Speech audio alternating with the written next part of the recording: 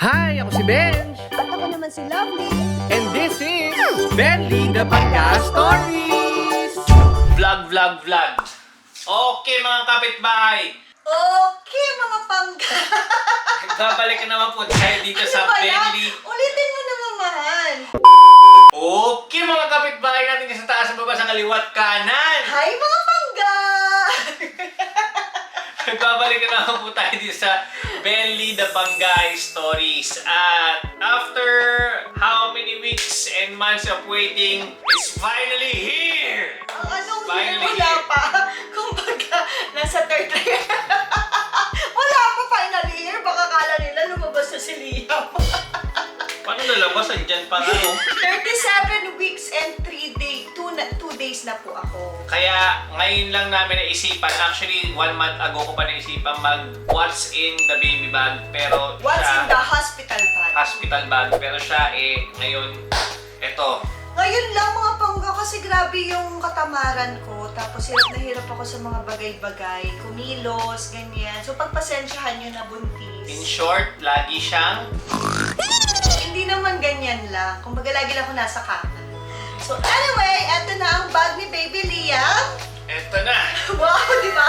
Huwag kayo umarte. Naka-Louis Vuitton lumang bag. Hindi guys, as in literal wala pa kaming baby bag kasi Opo. hindi pa kami nakakapag-decide kung anong baby bag yung bibilin namin for Liam na gagamitin namin every day. Kasi for sure, ako naman yung magbibit-bit nun. So hindi siya pwedeng maging, alam mo yun, it goes with the style. Oh, style daw. So for now, ito muna talaga. Ito muna para mas marami ring malagyan ng laman. Papakita namin sa inyo ang laman ng aming baby hospital bag, basically, ni Liam. Okay, simulan natin dito. Ang ginawa ko, mga pangga, ay naglagay ako ng ganito. Ziploc. Ziploc. So, itong ziploc na to, galing ito sa Moby. Ayan, baby Moby. So, isahin natin kasi iba-iba yung mga laman ng mga ziploc ko. Actually, ginawa ng iba-iba para at least kapag dumating doon sa hospital, tulad ng napapanood namin from different vloggers or sa mga upcoming moms and parents, madali na siyang iabot sa mga nurses or... So ngayon, ito yung receiving set natin. So sa receiving set, mga pangga, meron ditong towel niya. Towel ba yan? Yes. Uy, di ba ito ano? Di ma! Hindi towel to, ano to? Receiving blanket. Receiving blanket. Okay na yan, may towel akong extra dito. Tapos meron siyang pang-forma niya. Di ba? May pang-forma siya. Tingnan niyo mga pangga. Meron siyang ganito. Tapos, pamimili na lang Di yan. ba dapat Nurse. tinatali ito? Ay, hindi ako sure. Ayan, ito yung first outfit niya. Bahala po mamili yung nurse ko kung saan magiging comfortable si Baby Liam. Pero meron din ako ritong mga ganito. Ayan, meron akong ganyan.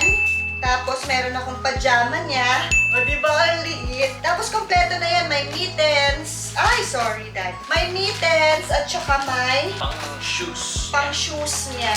Bagay parang socks. So, Ayan. yan yung receiving. This is our receiving set. Actually, nag-base na kami sa kung ano yung nakikita namin from the internet kasi medyo matagal na rin kaming hindi nagawa to. Kasi mga panahon na yun, wala naman siguro kami mga paganto-ganto. So, Oo, at saka dati naman, di ba, para nakakaraos naman tayo na walang ganyan. Pero syempre, iba na ngayon dahil gusto din natin maging presentable yung itsura ni baby paglabas.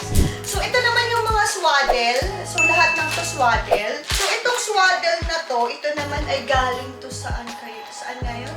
Swaddies.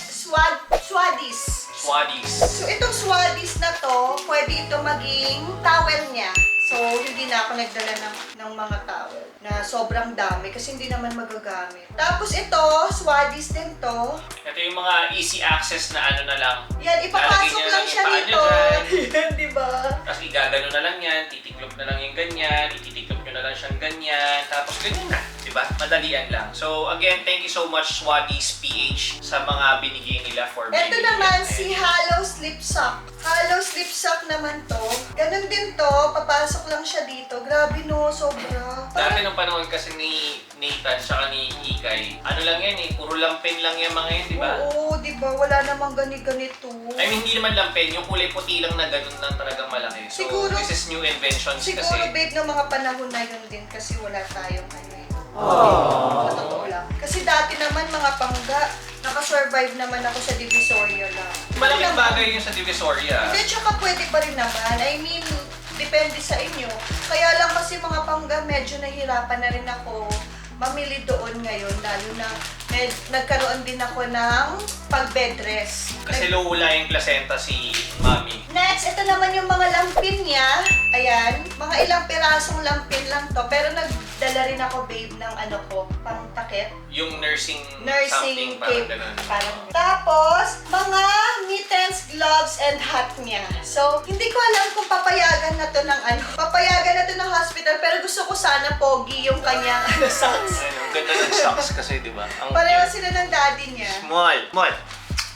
So, ito yung mga mittens, gloves, hats, tas lahat dyan nakaano na rin, nakasulat. So basically, lahat ng dinadala namin good for at least 2 to 3 days lang. Ito pala yung for breastfeed ko. So, meron na rin siyang mga lampin dyan para hindi siya, ano nga tawag doon? Lungad. Naglulungad siya. Yun. Tapos next, meron pa ako dito. Ito yung mga outfit niya.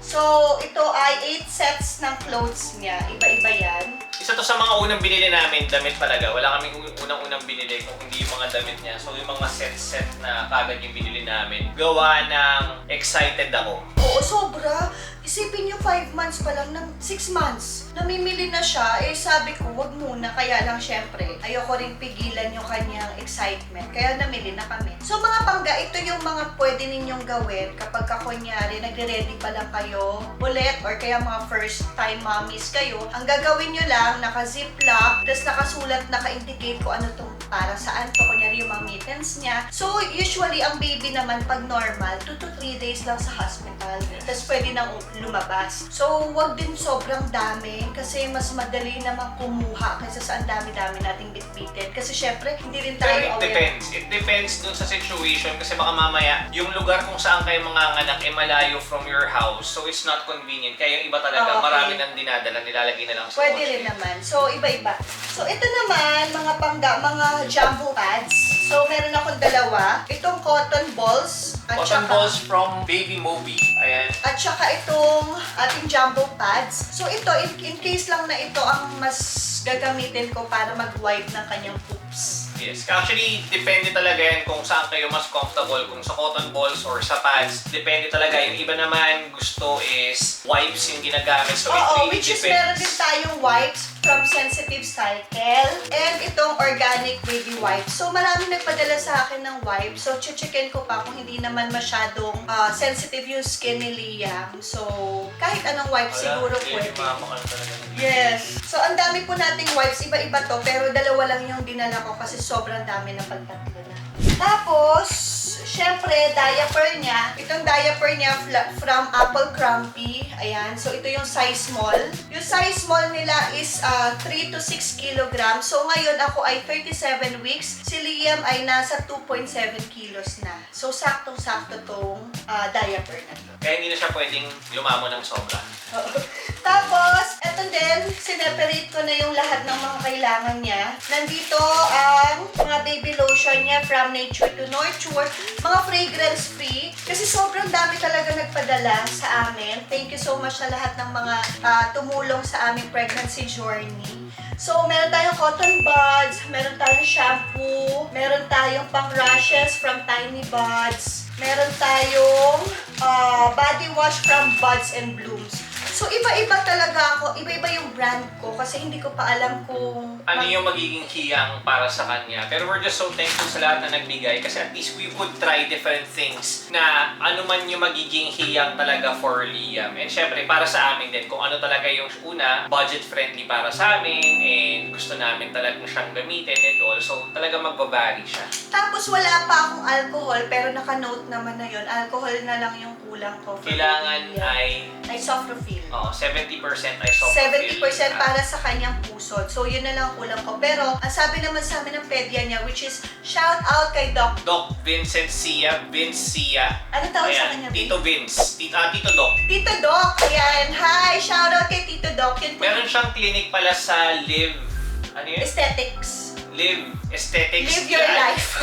Live Aesthetics somewhere, ano yan eh, somewhere sa may Teacher's Village. Iwan na lang namin yung pangalan and page ni Doc Vince dito para at least makita nyo if you want to have your consultation for your baby or your kids, talaga magaling siyang pediatrician. At saka masaya kasi hands-on talaga siya. Para kahit madaling araw sumasagot siya. So, yun naman ang kailangan natin, especially sa baby, di ba? Kasi nakakakaba. At saka bago tayong parents ulit eh. Yes, Hindi natin alam yung mga bagay-bagay. So it's Tsaka very... ibang-iba ngayon, babe, no? Oo, parang masyado naging komplikado ngayon dahil nga marami ng information. So, hindi mo alam kung ano yung i-take mo. Dati nakikinig lang tayo sa magulang natin na parang ito dapat, ito ganito. Ngayon, you have all the resources sa internet para at least hanapin kung ano, which may affect you kasi maguguluhan ka na rin. Pero it's a good thing na meron katulad niyan ng mga doctors na talagang magiging hands-on para at least anytime na pwede nyo silang kausapin, may questions kayo, masasagot kayo kagad regarding what to do with your baby. Tsaka naalala ko pa dati, pinapabigkis ng lola yung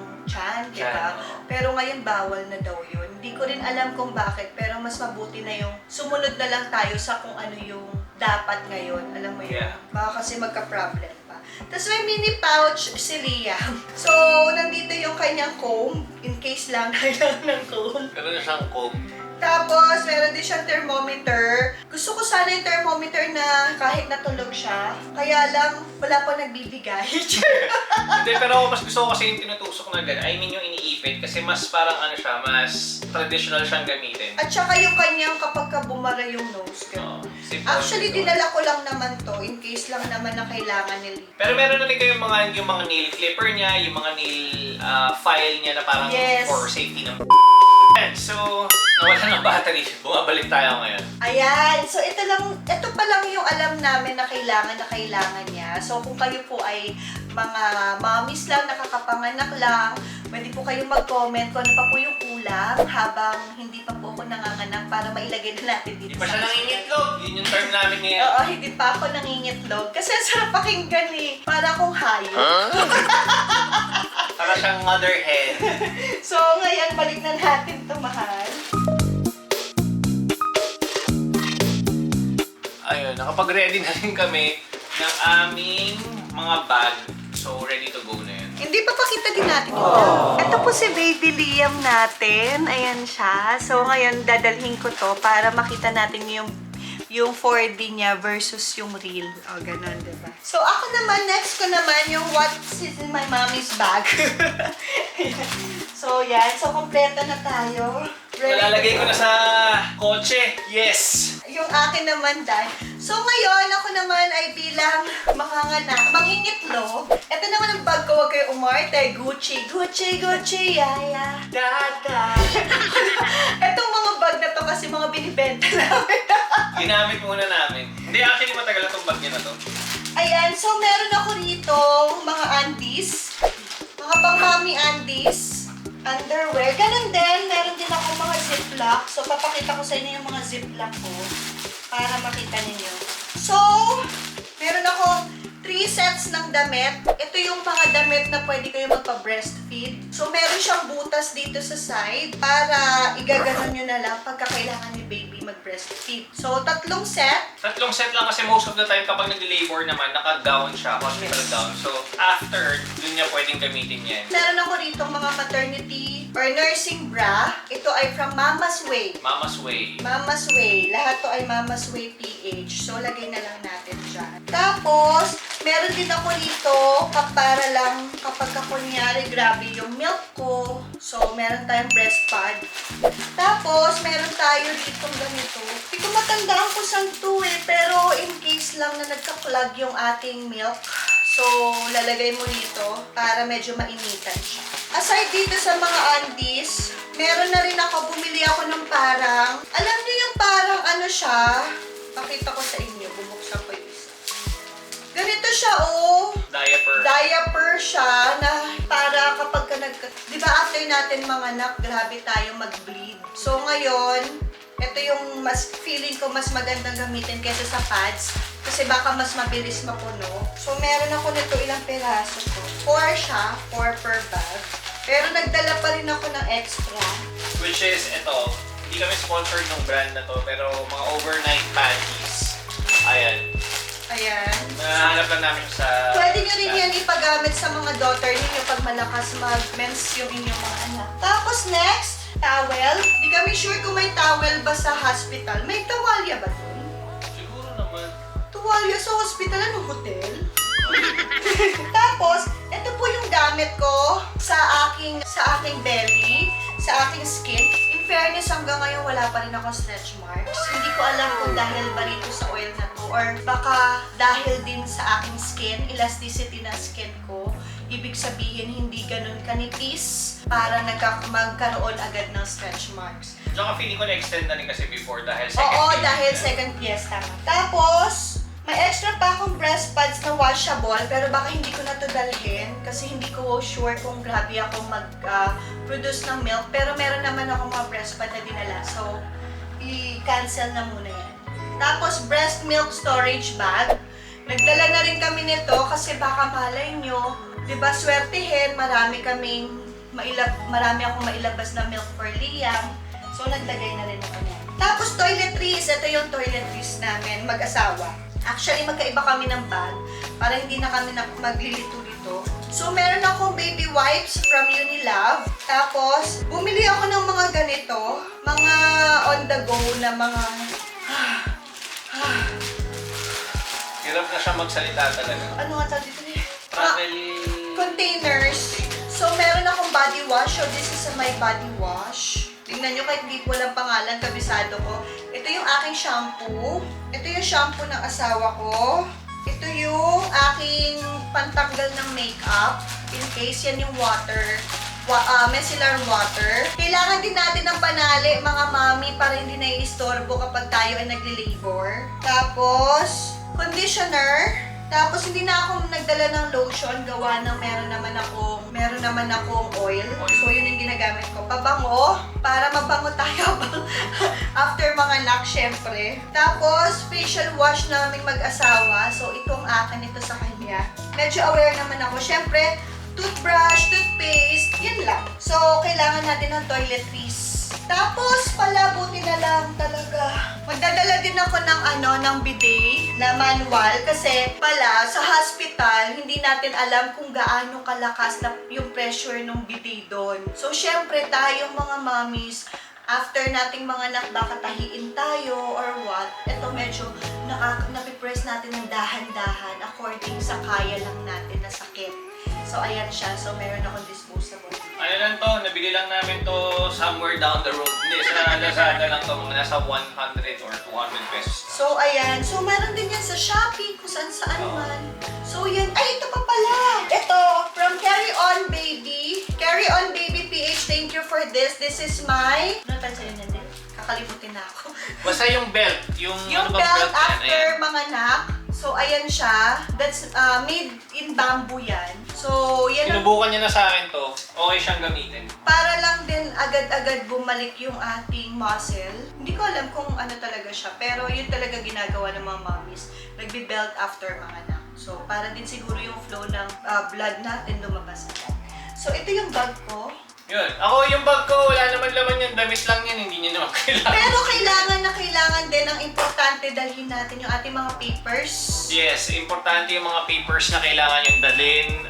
Tulad nito, naka-envelope na siya. Nandito na yung marriage certificate namin. Yung mga kailangan namin ipasa from SSS or yung pag-ibig, yung mga benefits. Tapos yung admission order na ng doctor namin na si Tora Malyari. So ito lahat, kailangan to nandito na At lahat. saka yung PhilHealth natin, Dad. Yes, nandito na lahat. Ayan, so ayan, kailangan po yan para hindi na po kayo mamroblema pag ginanapan kayo bago kayo admit. Tapos, kapag kalabas nyo, baka paglabas ni baby, kailangan talaga bang kasal kayo. Hindi ko alam anong mga proseso ngayon, pero mabuti na yung kompleto tayo. At meron din akong breast pump.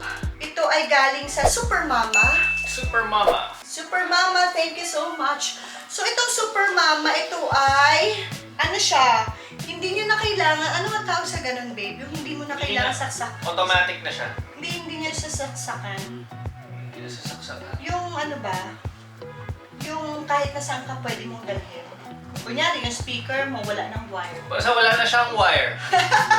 Ano na siya? So, ito, dadalhin din namin ito.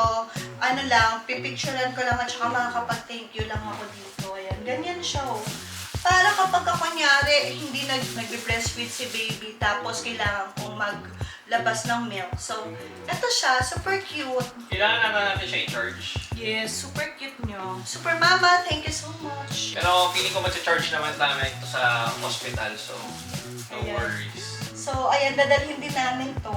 Ito yung kanyang mga kasangkapan. Marami pa. Aralin pa namin. Pero, yan lang. Halos yan lang naman ang kailangan natin. Ang importante naman makapag-labor tayo ng maayos at Yes. makapanganak tayo ng maayos. I think it's very important din para sa mga partners, sa mga daddy to help out your wife para sa mga ganitong paraan hindi kayo kasi yung tayo yung kikilos at kikilos pagdating sa hospital kasi alangan namang nag-labor sila. Asan yung ano? So it's better for us daddies to actually know kung ano yung mga bibit-bitin para tayo na nakikipag-communicate sa mga nurses, sa doctors, and whatnot, sa mga kailangan natin sa hospital. So always be ready kasi yan ay partnership.